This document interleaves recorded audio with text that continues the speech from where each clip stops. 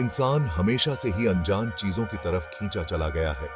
हमारे पूर्वज रात को आसमान में चमकते तारों को देखते थे और सोचते थे कि कोई तो दिव्य शक्ति है। आज हम अपनी शुरुआत और इस ब्रह्मांड में अपनी जगह के बारे में जानने के लिए विज्ञान और टेक्नोलॉजी का इस्तेमाल करते हैं। इस खोज में एक सवाल हमेशा हमारे मन में रहता है, क्या हम अकेले हैं? क्या इस विशाल ब्रह्मांड में कहीं और भी जिंदगी है? क्या एलियंस सचमुच होते हैं? यही उत्सुकता हमें यूएफओज यानी अज्ञात उड़न तश्तरियों की तरफ ले जाती है। कई सालों से दुनिया भर के लोग आसमान में अजीब रोशनी और चीजें देखने का दावा करते रहे हैं। इन दावों पर बहुत बहस होती है। कुछ लोग इन्हें एलियंस की हरकतें मानते हैं, जबकि कुछ का मानना है कि ये बस कुदरती घटनाएं हैं या इंसानी गलतियां हैं। चलिए इस रहस्यमयी दुनिया में थोड़ा और अंदर जाते हैं और यूएफओज की सच्चाई जानने की कोशिश करते हैं। जानने कहा ऐसी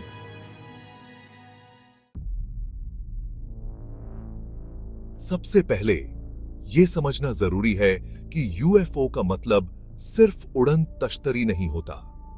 यूएफओ का मतलब है अनआइडेंटिफाइड एरियल फेनोमेना, यानी आसमान में दिखने वाली कोई भी ऐसी चीज जिसे तुरंत पहचाना ना जा सके। ये एक हवाई जहाज, एक हेलीकॉप्टर, एक ड्रोन, मौसम का गुब्बारा या फिर एक पक्षी भी हो सकता है। लेकिन जब कोई चीज बार बार दिखती है और कोई उसे पहचान नहीं पाता, तो वो यूएफओ बन जाती है। यूएफओ की खबरें कोई नई नहीं है। पुराने जमाने से ही दुनिया भर की किताबों और कहानियों में आसमान से आने वाली रहस्यमयी चीजों का जिक्र मिलता है। आज के जमाने में यूएफओज में लोगों की रुचि 1900 के 40 में रोजवेल घटना के बाद से बहुत बढ़ गई, जब अमेरिका के न्यू मैक्सिको में एक अजीबोगरीब चीज गिरी थी। हालांकि अमेरिकी सरकार ने कहा कि वो एक मौसम का गुब्बारा था, लेकिन बहुत से लोग मानते हैं कि वो एक एलियन यान था और सरकार सच छुपा रही है। यूएफओज को लेकर तरह तरह की थ्योरी हैं, जिनमें से कुछ के बारे में हम आगे बात करेंगे। रोजवेल घटना के बाद से यूएफओज को देखे जाने की हजारों खबरें दुनिया भर से आई हैं। इनमें से ज्यादातर खबरों को साबित नहीं किया जा सका, लेकिन कुछ ऐसे मामले हैं जो आज भी रहस्य बने हुए हैं। इनमें से एक है 1994 में मेक्सिको सिटी के ऊपर देखे गए यूएफओज का मामला। इस घटना को बहुत से लोगों ने अपनी आंखों से देखा था और इसकी वीडियो भी है। फिर भी आज तक कोई नहीं जानता कि वो चीज क्या थी। एक और मशहूर मामला है 1990 की नया था। असल में इंग्लैंड के रेंडलशम फॉरेस्ट का, जहां अमेरिकी वायुसेना के कई अफसरों ने जंगल में एक अजीब रोशनी देखने का दावा किया था। उन्होंने बताया कि उन्होंने एक तिकोने आकार की चीज देखी जो तेज रोशनी छोड़ रही थी। इन घटनाओं को देखते हुए यह कहना मुश्किल है कि यूएफओज सिर्फ कल्पना है, लेकिन साथ ही यह भी याद रखना जरूरी है कि इनमें से ज्यादातर घटनाओं का कोई पक्का सबूत नहीं है। यूएफओज को लेकर कई थ्योरी हैं। कुछ लोग मानते हैं कि यूएफओज एलियंस के यान हैं जो दूसरे ग्रहों से धरती पर आते हैं। इस थ्योरी को मानने वाले कहते हैं कि ब्रह्मांड इतना बड़ा है कि इसमें हमें अकेला मानना ही बेवकूफी है। उनका यह भी कहना है कि दुनिया भर में मिलने वाली पुरानी किताबों और चित्रों में यूएफओज और एलियंस का जिक्र मिलता है, जो दिखाता है कि एलियंस हजारों सालों से धरती पर आ रहे हैं। कुछ लोग ये भी मानते हैं कि एलियंस ने ही इंसानों को सभ्य बनाने में मदद की थी। इस थ्योरी को एंशिएंट एस्ट्रोनॉट थ्योरी कहते हैं।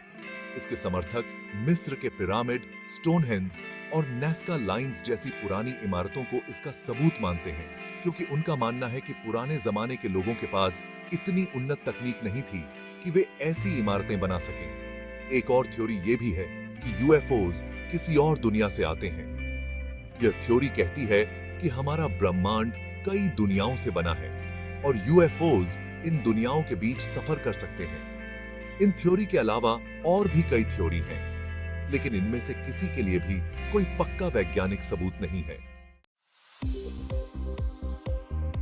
हालांकि यूएफओज की थ्योरी बहुत रोमांचक है, लेकिन ये याद रखना जरूरी है कि इनमें से किसी के लिए भी कोई वैज्ञानिक सबूत नहीं है। वैज्ञानिक एलियंस और यूएफओज को लेकर बहुत शक करते हैं। उनका कहना है कि यूएफओज देखे जाने की ज्यादातर खबरें असल में कुदरती घटनाएं, इंसानी गलतियां या फिर धोखा होती हैं। उदाहरण के लिए, आसमान में चमकती रोशनी को अक्सर यूएफओ समझ लिया जाता है, जबकि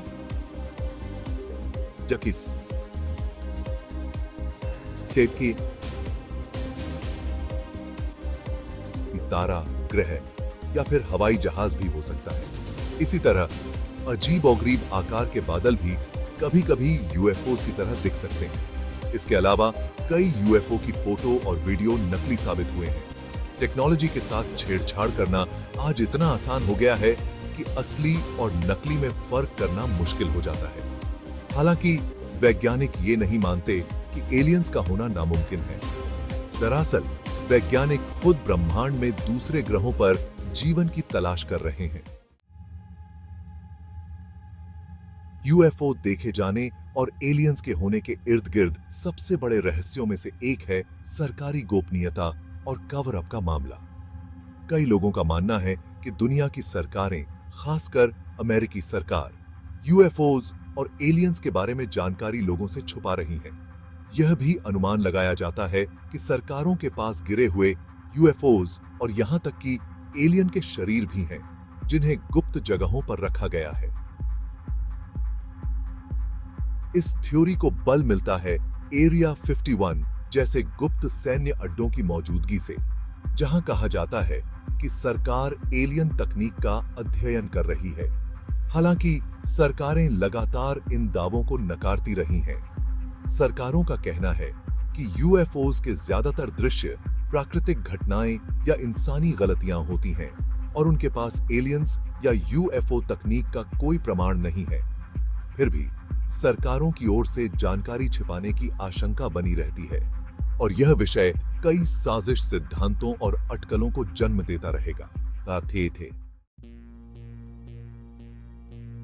अगर ब्रह्मांड में सचमुच एलियन है, तो वो हमसे संपर्क क्यों नहीं करते? यह सवाल फर्मी पैराडॉक्स के रूप में जाना जाता है। इस पैराडॉक्स का नाम भौतिक विज्ञानी एनरिको फर्मी के नाम पर रखा गया है, जिन्होंने यह सवाल उठाया था कि अगर ब्रह्मांड इतना बड़ा और पुराना है और अगर जीवन धरती पर पैदा हो सकता है, तो यह अन्य ग्रहों पर भी पैदा होना चाहिए। और अगर अन्य ग्रहों पर बुद्धिमान जीवन है, तो वे अब तक अंतरिक्ष यात्रा करने और हमसे संपर्क करने में सक्षम होने चाहिए थे। लेकिन ऐसा क्यों नहीं हुआ?